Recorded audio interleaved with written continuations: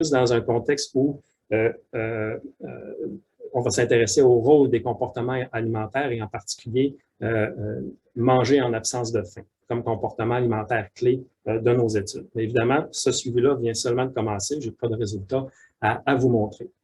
Si je reviens à mes micro-ARN, donc le recrutement de Gène 3G a été initié en 2010 et nos femmes ont été recrutées entre 4 et 16 semaines de grossesse et il y en a 1034 qui ont été suivies. Comme je l'ai dit tout à l'heure, à l'accouchement, on a 712 pères, mères, enfants pour lesquels on avait du placenta et du sang de cordon et ce sont vraiment sur ces femmes-là et ces enfants-là qu'on s'est concentré pour la suite de l'étude. Mais pour l'instant, on avait un échantillon potentiel de 1034 femmes au premier trimestre de grossesse pour lesquelles on avait un prélèvement sanguin et aussi pour lesquelles on avait fait un test 50 grammes de glucose de façon à exclure les femmes qui souffraient de diabète mais pré-grossesse. Donc, les femmes de notre cohorte, on est à peu près certain que c'est vraiment du diabète de grossesse et non un diabète pré-grossesse qui aurait été diagnostiqué pendant la grossesse. Donc, c'est important ici de le souligner. Au deuxième trimestre de grossesse, entre 24 et 28 semaines de grossesse, on a fait le test d'hyperglycémie orale provoquée qui nous permet de diagnostiquer le diabète de grossesse. Et donc, ce sont vraiment ces données-là que je vais exploiter aujourd'hui pour évaluer l'impact des micro-ARN mesurés au premier trimestre de grossesse sur la régulation du métabolisme glucidique, mais mesurés à la fin du deuxième, début du troisième trimestre de grossesse. On s'est aussi assuré que Gène 3G était relativement représentative des patientes qui accouchaient au CHUS pendant la même période. Donc, d'un point de vue démographique, nos femmes de Gène 3G se comparent très bien aux autres femmes qui ont accouché au CHUS pendant la même période. Donc, ça nous rassure sur la représentativité de notre échantillon, quoique ce n'est pas un échantillon aléatoire. C'est vraiment, on est allé un peu comme tout le monde là, sur la base d'un recrutement volontaire. Mais c'est quand même intéressant de voir que notre cohorte pourrait bien représenter de façon générale nos femmes qui ont accouché pendant la même période au CHUS. Et parce qu'on a des données génétiques extensives chez les femmes de Gène 3G, on a été en mesure de comparer leur profil génétique au profil génétique des femmes des autres régions du Québec. Et vous pouvez voir ici, là, en noir, ce sont les femmes, les points noirs, ce sont les femmes de Gène 3G, puis on voit les différentes régions du Québec. Puis on voit en fait que même nos femmes là, qui ont été recrutées dans les environs de la ville de Sherbrooke, on voit quand même qu'il y a une bonne représentativité, oui, du centre du Québec, mais aussi des autres parties là, du Québec. Et donc, pour nous, c'est intéressant de voir que même nos résultats pourraient s'appliquer d'une certaine façon à l'ensemble des Québécois. Donc, pour les études sur les micro-ARN, nous avons sélectionné 444 échantillons de plasma prélevés au premier trimestre de grossesse, dont 53 femmes ont reçu un diagnostic de grossesse, mais évidemment, quelques mois plus tard, entre la 24 et 28e semaine de grossesse. Et la technique qu'on a utilisée pour pouvoir identifier les micro-ARN, c'est la technique de séquençage de nouvelle génération qui nous permet non seulement d'identifier tous les micro-ARN présents en circulation sanguine, mais aussi nous permet de les quantifier précisément. Donc, c'est vraiment une technique extraordinaire là, pour atteindre nos objectifs parce que dans le fond, lorsqu'on a commencé nos études il y a quelques années, il y avait vraiment peu d'études qui s'intéressaient aux micro-ARN. Et à ma connaissance, il y en avait seulement une qui avait utilisé le séquençage de nouvelle génération, mais c'était seulement chez quelques dizaines de participants. Donc, c'est des études de beaucoup moindre ampleur là, que la nôtre. Nos objectifs spécifiques sur les micro-ARN étaient de voir en fait s'il y avait des micro-ARN qui étaient spécifiques à la grossesse et qui variaient entre la 4e et 16e semaine de grossesse. Donc, un peu caractériser le profil microtranscriptomique de la grossesse, mais au début de la grossesse.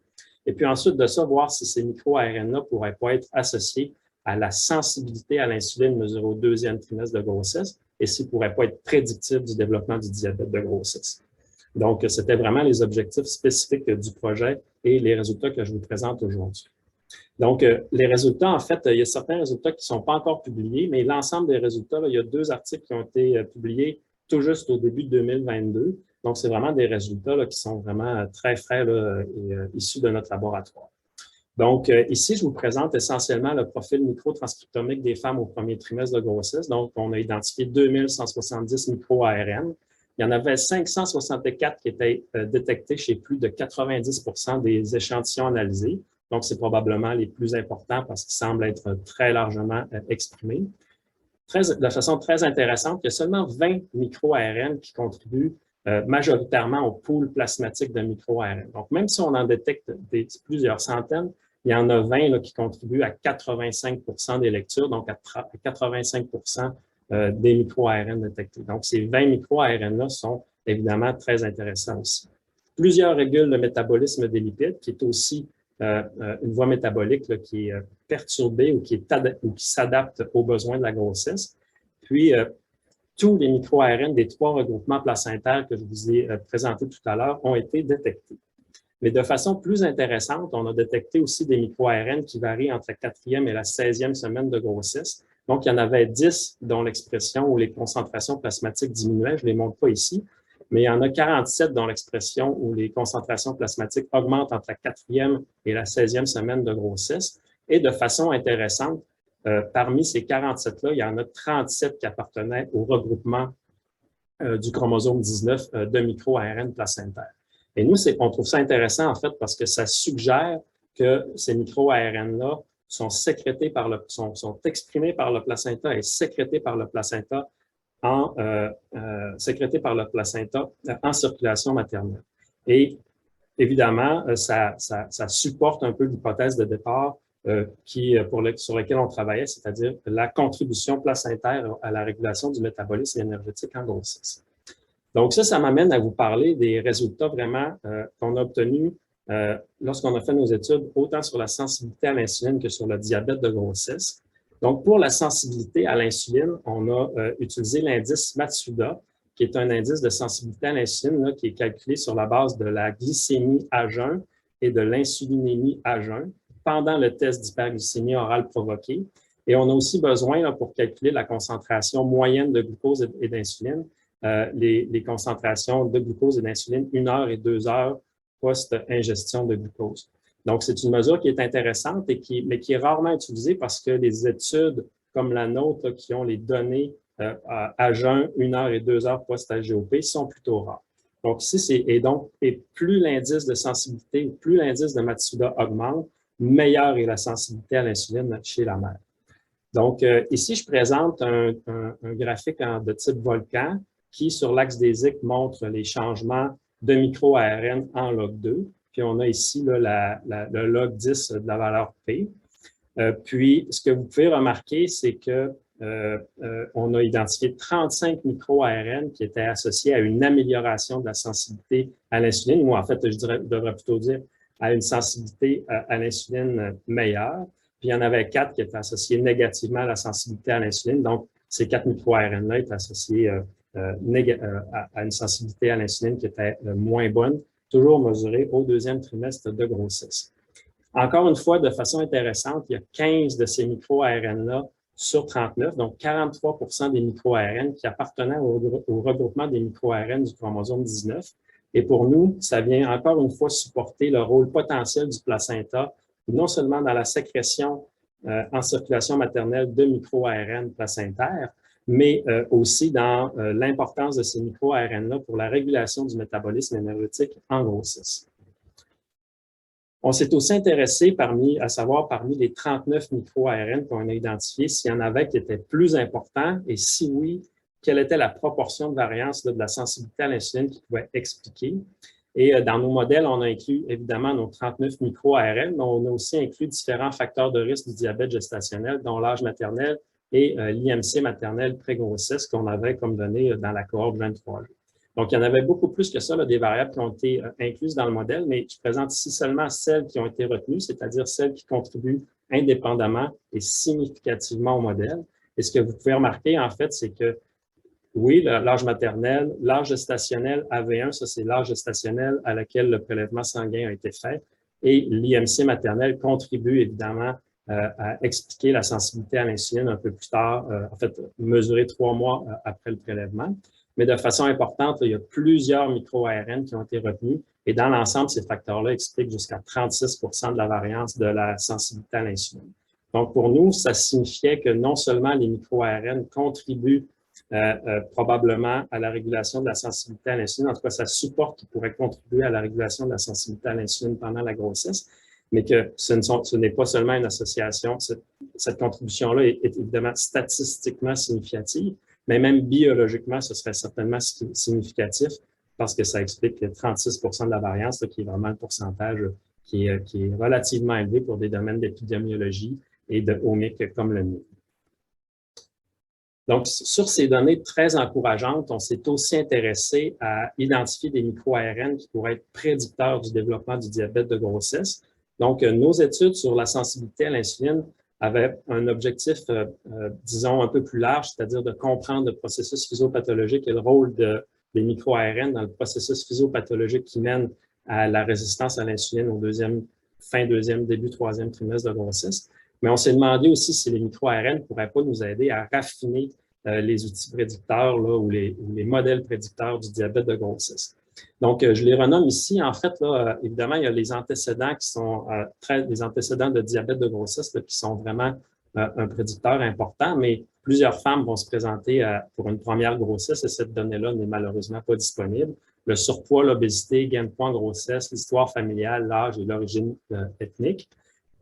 Et puisque dans Gène 3G, nous avions ces données-là, bien, on s'est amusé, entre guillemets, à tester leur pouvoir prédictif au sein de la cohorte Gène 3G. Donc, on a inclus ces variables-là, mais on a aussi inclus l'hémoglobine cliquée là, qui était mesurée au premier trimestre de grossesse. Et ce que vous pouvez voir, en fait, c'est que la prédiction n'est pas si mal. Là. Donc, on a ici les fameux graphiques d'air sous la courbe des courbes ROC. Donc, oups, il me manque peut-être ici là, les axes, mais on a la spécificité ici, la sensibilité ici. Et donc, les courbes ROC mettent en relation la sensibilité et la spécificité d'un test. Et vous pouvez voir ici qu'on a une aire sous la courbe de 0,75. Donc, c'est significatif. L'aire sous la courbe ne croise pas le 0,5 ici, là, qui représente en fait, probabilistiquement parlant, une chance sur 2 de trouver la bonne réponse. Donc, ce qu'on cherche, c'est une aire sous la courbe la plus grande possible, mais elle ne croise pas. Là, ici, on a l'intervalle de confiance de 4 à 95 degrés, à 95 %, puis on a un intervalle de confiance qui ne croise pas ici, là, le 0,5. Donc, c'est statistiquement significatif, mais pour en faire un test prédictif qui pourrait être utile en clinique, ce n'est pas suffisant comme aire sous la courbe ou comme sensibilité ou spécificité. Donc, c'est vraiment dans ce cadre-là qu'on a voulu voir si les micro-ARN ne pourraient pas améliorer le pouvoir prédictif de ce qu'on a déjà. Donc, les critères diagnostiques du diabète de grossesse qu'on a appliqués, ce sont ceux de l'IAD-PSG. Et on a comparé simplement, dans le fond, toujours dans le même échantillon, le profil microtranscriptomique des femmes qui ont développé le diabète de grossesse versus celles qui ne l'ont pas développé. Et ce que vous pouvez voir ici, là, c'est encore le fameux graphique en volcan. Vous pouvez voir ici les points rouges qui sont les micro-ARN qui sont associés significativement au développement du diabète de grossesse. Donc, il y en a 53 que c'était une association négative, puis il y en a 20 que c'est une association positive. Donc, c'était très encourageant de pouvoir identifier autant de micro-ARN qui étaient potentiellement associés au développement du diabète de grossesse.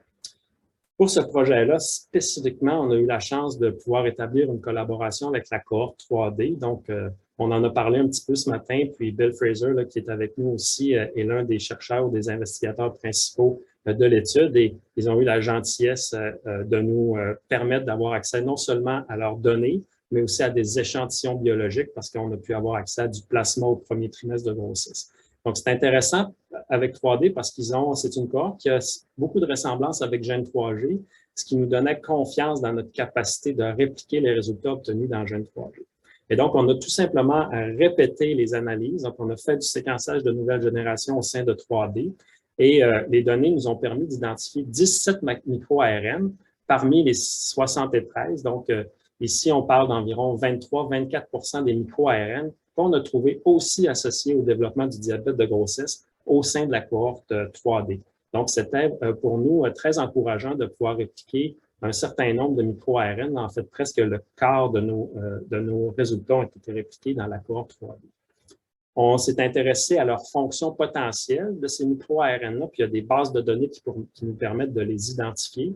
Et puis, un peu comme pour les micro-ARN qui étaient associés à la grossesse et qui variaient entre la 4e et 16e semaine de grossesse, eh bien, ces micro-ARN-là, ces 17-là ont été associés de façon assez spécifique à la biosynthèse des acides gras, au métabolisme des acides gras. On a ici aussi à l'élongation des acides gras, la dégradation des acides gras, Donc, vraiment, la voie métabolique des acides gras semble être une voie privilégiée par les micro-ARN pour réguler le métabolisme en grossesse. Donc, ce ne sont que des études d'association, mais n'empêche que ça nous donne une idée de leur rôle potentiel et de la façon dont ils vont pouvoir réguler le métabolisme énergétique maternel. Donc, peut-être via une régulation du métabolisme des acides gras.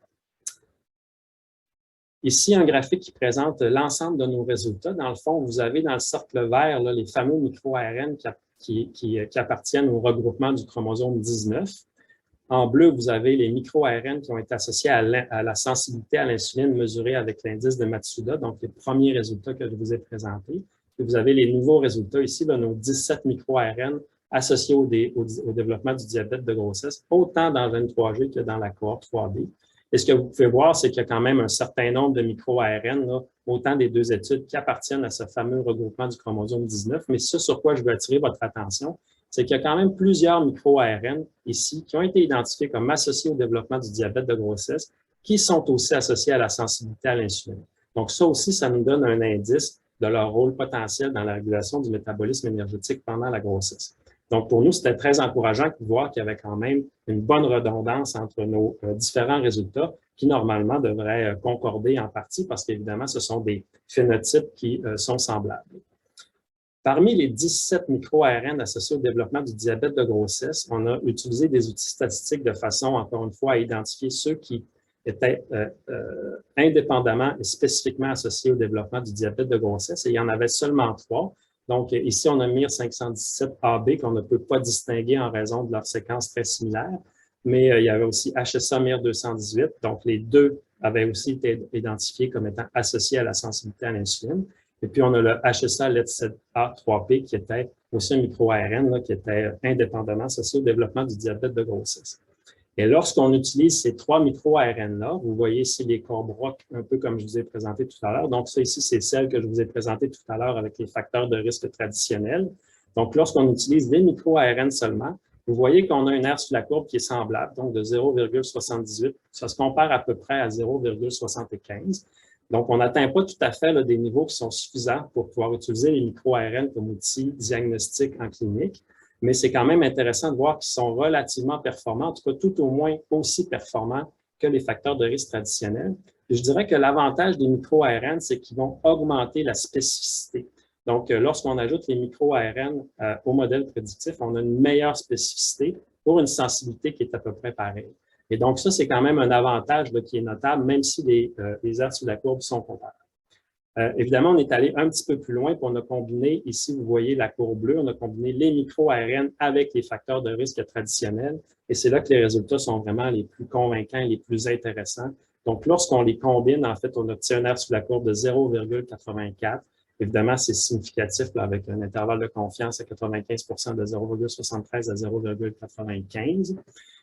C'est pas encore tout à fait assez, je pense, pour pouvoir être utilisé en clinique, mais je pense que les micro-ARN pourraient être un facteur là, qui contribue à améliorer les outils prédictifs pour identifier les femmes à risque de développer le diabète de grossesse. Et je vous rappelle ici que les micro-ARN ont été mesurés au premier trimestre de grossesse, tandis que le diagnostic se fait à la fin du deuxième, début du troisième trimestre de grossesse. Ce qui nous laisse quand même presque 3 mois là, pour intervenir entre ces deux périodes-là. On s'est quand même risqué à évaluer là, le potentiel clinique de notre modèle de prédiction. Puis on a évalué 2 risques, donc 2 seuils de risque. Donc, un premier seuil de risque élevé qui comprend 15% des femmes enceintes. Et parmi ce groupe de 15% de femmes enceintes-là, dans la cohorte Gen3G, il y en a 44% de ces femmes qui développeront le diabète de grossesse à la fin du deuxième trimestre, début du troisième trimestre de grossesse. La spécificité est assez bonne, à 91%, mais la sensibilité demanderait être améliorée. Ici, on est seulement à 57%. Mais quand même, il faut retenir qu'il y a presque la moitié des femmes là, qui seraient caractérisées par un risque élevé à l'aide de notre modèle, développeraient ou un risque très élevé de développer le diabète de grossesse quelques mois plus tard. Aussi, on a voulu établir un seuil de faible risque qui comprendrait 35% des femmes enceintes. Et parmi ces femmes-là, il y en a 0 qui ont développé le diabète de grossesse 3 mois plus tard. Et donc, ces femmes-là pourraient bénéficier, par exemple, d'un allègement de leur suivi de grossesse. Par exemple, on pourrait se poser la question si le test d'hyperglycémie oral provoqué, qui est plutôt inconfortable, doit vraiment être maintenu pour ces femmes-là, puisqu'il semble que leur risque est très faible ou sinon nul. Donc, encore une fois, notre outil demande à être amélioré, mais je pense je pense que les micro-ARN pourraient définitivement aider à améliorer la sensibilité et la spécificité des tests de prédiction du diabète de grossesse. Donc, je reviens à l'hypothèse de départ. Donc, le placenta sécréterait en circulation maternelle des micro-ARN qui contribueraient à la régulation de leur métabolisme énergétique et aux adaptations de la grossesse. Et les arguments, en fait, en faveur de ce rôle-là viennent du fait qu'il y a plusieurs des micro-ARN qu'on a identifiés qui sont effectivement sécrétés ou très probablement sécrétés par le placenta. Et je pense, entre autres, aux micro-ARN du regroupement de placenta de micro-ARN sur le chromosome 19. 38 micro-ARN ont été associés à la sensibilité à l'insuline et ou au développement du diabète de grossesse. Alors, ici, je le nomme, là, donc 68 de ces micro-ARN-là sont exprimés par le chromosome 19. 3 prédisent avec une très bonne spécificité le risque de diabète de grossesse qui est diagnostiqué 3 mois plus tard. Puis, on propose aussi des seuils de risque qui doivent être affinés. Puis, je pense que les modèles doivent être affinés aussi, mais qui sont, à ma connaissance, parmi les meilleurs à ce jour. Et je reviens ici en conclusion et en perspective pour vraiment souligner le fait que nos micro-ARN sont mesurés ici avant la 15e semaine de grossesse, ce qui nous donne un beau 3 mois là, pour intervenir chez les femmes, probablement promotion des saines habitudes de vie, de façon à diminuer le risque de diabète de grossesse. On pourrait même penser que ça pourrait diminuer l'intensité de leur diabète de grossesse aussi, parce que toutes les femmes qui font du diabète de grossesse n'ont pas la même intensité là, de diabète. Et donc, cette période-là de 3 mois, là, je pense qu'elle pourrait être charnière, puis ça nous donne suffisamment de temps, à mon avis, là, pour bien intervenir, si on réussit à bien identifier les femmes qui sont le plus à risque. Puis le but, c'est encore une fois de diminuer les risques pour la femme et l'enfant à la naissance, mais aussi pour les enfants et les adultes en devenir là, qui ont un risque accru d'obésité et de syndrome métabolique tout au long de leur vie lorsqu'ils ont été exposés au diabète de grossesse. Je terminerai simplement en disant qu'on cherche toujours de bons candidats pour mener nos études en épigénétique et en programmation fœtale. Donc, si vous êtes intéressé par notre programme de recherche, là, ça va me faire plaisir. N'hésitez pas à rentrer en contact avec moi, ça va me faire plaisir d'en discuter avec vous. Sur ça, ben, je terminerai ma présentation, puis je suis disponible pour prendre des questions. Ben, merci beaucoup, Luigi. C'est vraiment extrêmement intéressant. Et j'ajouterais que c'est de conclure comme ça sur une possibilité de passer effectivement des micro-ARN avec chacun des chiffres pas possible à retenir, mais de se rapprocher comme ça de la clinique, puis même d'espérer une intervention, c'est fantastique. Puis, je pense que ça illustre encore plus ici la pertinence. Je pense que d'avoir un réseau parce que grâce justement à 2 cohortes du Québec, tu as pu reproduire les résultats, valider les résultats d'une cohorte dans une autre cohorte. Puis, je pense que ça montre la puissance effectivement d'avoir des collègues, des amis du réseau. Fait qu'on va prendre la question de Michel Boivin, puis on passera en fait à la prochaine présentation, puis on pourra rediscuter en groupe à la fin. Oui, merci. Alors, ma première réaction, c'est formidable. Le mot qui me vient en tête, c'est vraiment une série d'études remarquables là, que vous avez menées et qui sont nouvelles pour moi. Là. Je ne savais pas qu'il y avait ce genre de travail au Québec, donc bravo. J'ai une question concernant la possibilité que les effets ou une partie des effets soient associés à dus fondamentalement à une probabilité ou une propension génétique. On sait que l'indice de poids corporel est fortement influencé par les facteurs génétiques. Je parle des facteurs génétiques généraux. Hein, ce à quoi votre intérêt se porte, c'est sur les ARN. Mais je pense que dans vos travaux, vous tentez de mesurer d'une certaine façon en utilisant, par exemple, l'IMC des parents ou la susceptibilité chez les parents, mais avec des indices plutôt phénotypiques. Pourtant, vous êtes en mesure de pouvoir calculer ces choses-là, des indices de susceptibilité. On sait qu'on peut maintenant prédire à partir des scores polygéniques environ 15 à 20 qui seraient probablement plus précis que ces indicateurs-là. Alors, je ne sais pas si vous anticipez le faire ou si vous l'avez fait. On ne l'a pas fait encore, mais on a utilisé des scores polygéniques, là, oui, des scores génétiques polygéniques, mais dans d'autres contextes, entre autres pour faire de la randomisation mendélienne, mais c'était dans le contexte de nos études là, sur plus les études de méthylation de l'ADN. C'est un domaine complexe et compliqué, mais on a le génotype de nos femmes, puis même les enfants, là, on a le séquençage complet de leur génome. Donc, on serait en mesure de considérer ces facteurs-là.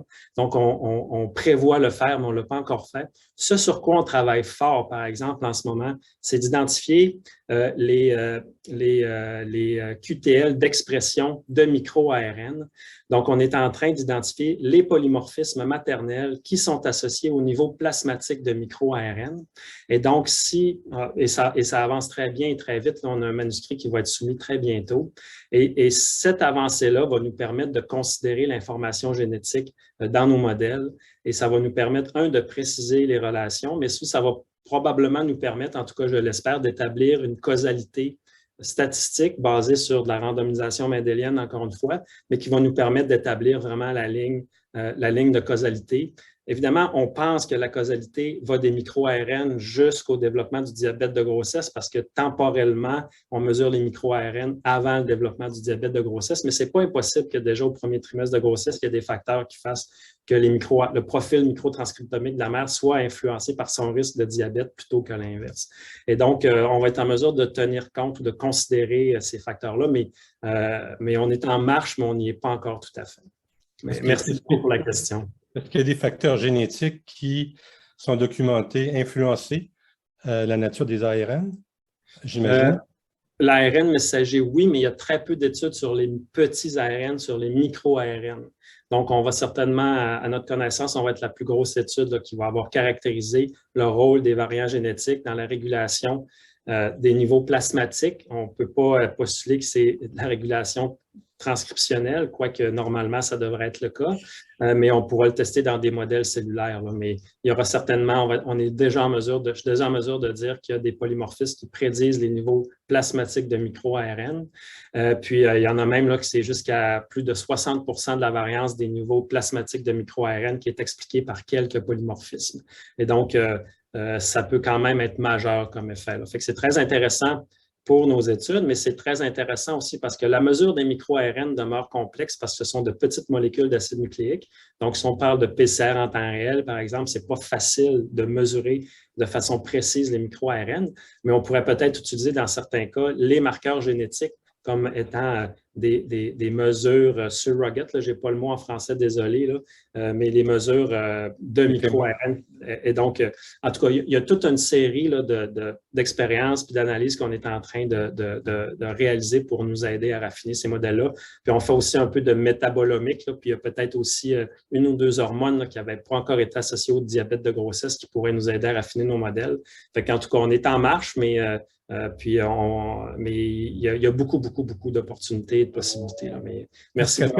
Qu'à terme, l'idée, c'est d'avoir des scores poly-ARN, par exemple? Je pense que je vais te demander, Luigi, de faire une réponse courte par respect pour nos autres présentateurs. Puis c'est clair que notre prochaine présentation doit être en vrai pour qu'on puisse partager autour d'un café ou d'une bière.